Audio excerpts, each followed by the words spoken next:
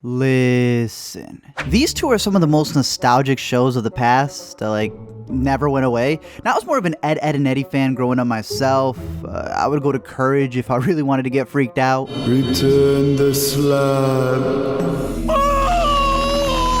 But Alina loved this show. That and Angry Beavers, that pre-Monsters Inc. show where the chin carried around its own eyes.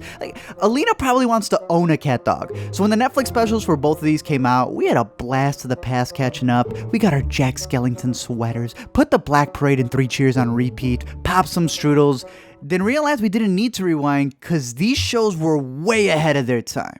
Let me explain. So the first one I want to cover is Rocko's Modern Life, since the special for that one came out first, and well, technically so did the show. It ran for 4 seasons, premiering in 1993, and from it came the talent that would go on to helm Phineas and Ferb, and a little show about a sponge who lived under the sea. I love chunky chicken, and so does my friend SpongeBob. Well, it's not quite as good as the Krusty Krab, but, not bad. On top of that, this was an adult show that somehow aired on kids' television, since none of them were gonna get the jokes. Remember how the show Archer had to swap out the name ISIS because reasons? Well, the dudes here called their cartoon KFC Choky Chicken, but eventually had to change the name to Chewy Chicken since the former stood for something that was in other Rocko clips that also had to get pulled. It also poked fun at consumerism, having every business practically be the Costco of whatever they were selling. Hell, even the town is called O-Town. But that's what ends up making Rocko so lovable, since he's just trying to keep up with the things around him. In fact, creator Joe Murray got inspired by a wallaby at a zoo who had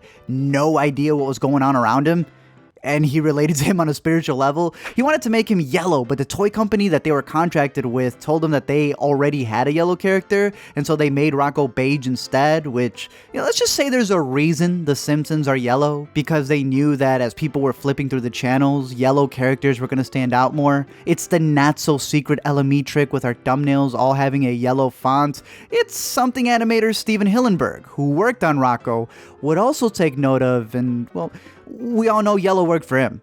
Meanwhile, the toy company ended up dropping them, and so Rocko should have just stayed yellow. With it being Nickelodeon's first in-house animated project, they were able to go off outlines instead of scripts. It pretty much allowed the animators to come up. I mean, they really had no choice. They had a majority of the gags and conversations that fell upon them. They purposefully had background inconsistencies because they felt each character's perspective would have been their own. It was goofy enough with its visuals that kids could enjoy it, while Rocko's anxiety on trying to adapt and keep up with the world, it was definitely for adults. This show dealt with death and even had a part of the town known as Heck where the dead lived.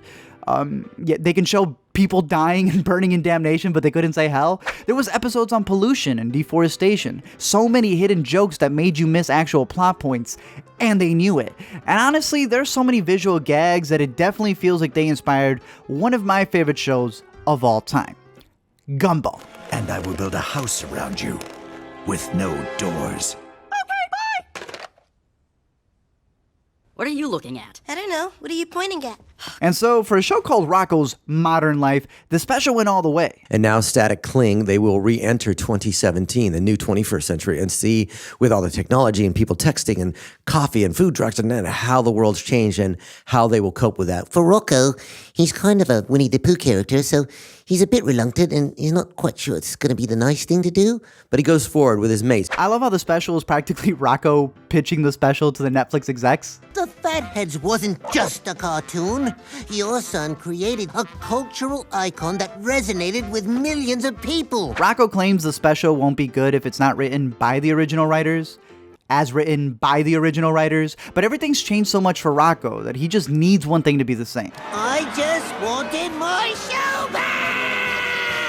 You see them riffing at dark and gritty superhero movies. There's a buzzbucks at every corner, just like Shrek. They call out Apple Watch wearers who, for whatever reason, like looking like they're under house arrest. New O-phones are coming out before they can install the update on the last one. They get very acquainted with the internet, go start the raid early, and they pretty much call out most of the remakes out right now. Make art is easy with computer. So easy. Dudes even leaked a clip from the new VeggieTales. But since the last time I saw them, I've changed. I'm not Ralph anymore. I'm Rachel. Wow, cool. That is awesome. Now, as always, this for some reason caused a commotion because, well, for fans, Mrs. Fathead being voiced by a man, that's okay. But this, people acting like the show wasn't called Rocko's Modern Life. All this change stops now! This is not right. This isn't just new fatheads, it's different fatheads. Hey, everybody. Who's stuck in a nostalgia hole, huh? We are! Rocko's so ahead of the game that they even animated the stupid tweets inside the episode. And just like with my binge of the series, I really grew to appreciate the show for using its cartoony goofiness so it can be juxtaposed alongside actual obstacles. They actually address that things can change in a format, a cartoon that we're so used to cartoons always being so similar, day in and day out. And I loved how even though our boy Rocko, the entire premise of the show is how he's so anxious and can't keep up, still found a way to be optimistic about the future. Okay. I guess change is okay. That said, I am so happy they haven't made a live action one yet. Look how tall he is.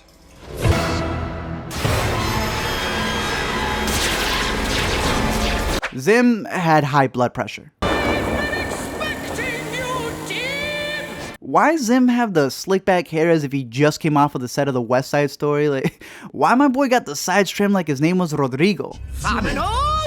Like, you know, back in the day, if a girl had an Invader Zim sticker on her binder, all you had to do was get her a Hot Topic gift card and, man, y'all would be wearing matching Osiris shoes the next day.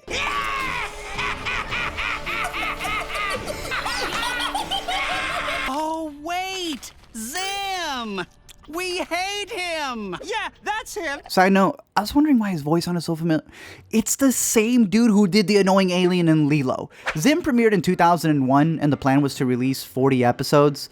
They only got through 27. It came from the mind of Yoon Vasquez, who was making some dope comics at the time, and even though Zim had won several awards and Jhonen was considered as king of the goths to many, it got cut because it was supposedly way too expensive. King, yeah, but not goth. I mean, that's... But like, that wasn't going to stop the obsession for his work. Now, a few years down the road, they're in their own section. They're in the goth comics section. Right. It's you walk by it, you hear weeping kids, and there's a lot of white makeup. There's just blood all over blood the floor. everywhere. You pretty much follow an illegal alien and his robot girl who got exiled by their own species, but Zim spazzes out so much he just entirely misses that and thinks he's on Earth on a mission to take it over. He's like Mork and the Coyote, the way he's an outsider who just never gets his way. And while sometimes he's a little too much for me, I did like how most of the episodes were its own contained story, with Dib, a possible clone, being the only one who knew about Zim and is always trying to take him down. I was in bad shape, then I got 2 in shape, now I'm back to normal shape! It was also one of the first shows to mix 2D and CG animation, and it was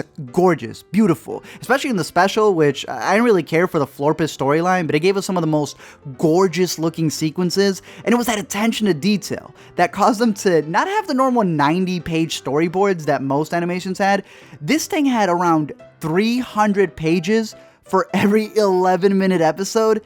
That's what made it so expensive. On top of that, they almost even had Mark Hamill voice Zim before Jhonen was like, not feeling it. And so they got this legend. I am Invader Zim, and I am Billy from the Grim Adventures of Billy and Mandy, and I'm Daggett, Spooty Beaver from the Angry Beavers.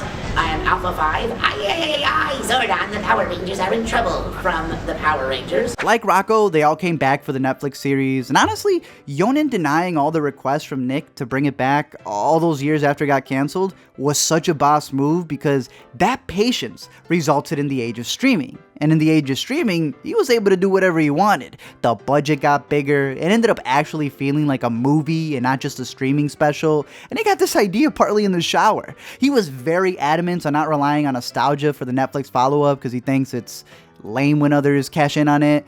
And he got it. Like, it really feels like it's just an extension to the series. Now, I don't know if this is going to result in the remaining episodes being finished for a revival, but, you know, maybe this special will be what enlightens a lot of TikTok users about it. But it's worth the deep dive. From the bloody Easter eggs that he snuck in there without Nickelodeon even knowing they were streaming that. From having its own comic series that's just as good. Being the center of a Jeopardy question. Having its own Invader Con. And even going to the point of inspiring other cartoons that I've heard a lot of people like, since the co-creator was actually a storyboard artist here. And I've heard it's pretty good. I haven't watched this, but hey, maybe one day. Thank you guys for checking out this video. I'm curious to know your thoughts down below in the comment section. A couple of other ones that I had here. One was that there was actually a thing that they did in the Rocko episodes where they would just have pineapple references because they thought that was funny. And this actually came from Lawrence, who voices Plankton. So that's crazy to me because I don't know if that's where the pineapple under the sea ends up coming from, but I think that's pretty interesting. You never really see that connection of like what people find funny, you know, it's kind of like Batman and the Joker. What do they have in common? I have no idea, but they're iconic to us. It's just really interesting to go back and see all the different things that they had on these shows, catching all of the stuff that you can't even find in the box set for Rocko or Invader Zim because they got cut out. It's really interesting. I don't agree. I will say this to wrap up the episode. I don't believe in the notion that there's no more good animation out there because, like, Gumball exists, you know? Not everything's bad. There's a lot of good stuff on not just the main cartoon channels, but things that are streaming. You don't even have to leave YouTube. There's a bunch of great stuff here. So, yeah, you know, maybe there is an overabundance now, and if you're just watching the Illumination stuff, you may not like it, but you can throw a rock and find some great stuff, including the stuff I talked about here. Let me know which shows you want to see a revival of, what you hope gets the next little special. Quick shout out to Gabriella and Erwin, because it's your birthday. Hope you're able to remember your festivities, and well, if you don't, probably even better. But other than that, again, let me know your thoughts. Thank you guys for watching, and until next time, don't forget to comment, like, and subscribe, and I'll go get Courage the Cowardly Dog renewed. The things I do for love.